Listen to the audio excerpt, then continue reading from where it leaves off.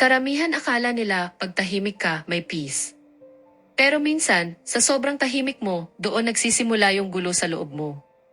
Tuwing itinatago mo yung totoo mong iniisip, pinipigil mo yung nararamdaman mo, o binabaliwala mo yung alam mong tama para sa iyo, hindi naman nawawala yun. Naiipon lang. Sa una, akala mo't mature di lang o di magalang.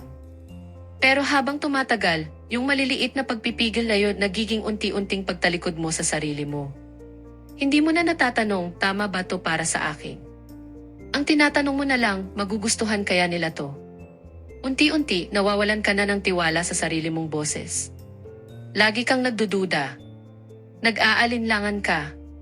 Kailangan mo muna ng approval ng lahat bago mo gawin ang susunod mong hakbang.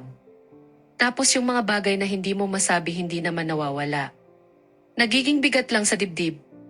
Yung katawan mo na yung nagdadala ng emosyon na hindi mailabas ng bibig mo. Tagal-tagal, parang hindi mo nakilala sarili mo. Kasi sa sobrang pag-effort mong maging acceptable, nakalimutan mo na kung sino ka talaga. Pati relasyon mo damay, hindi kasi nila tinanggihan yung tunay na ikaw. Hindi lang nila nakilala. Totoo, parang safe magpigil sa simula.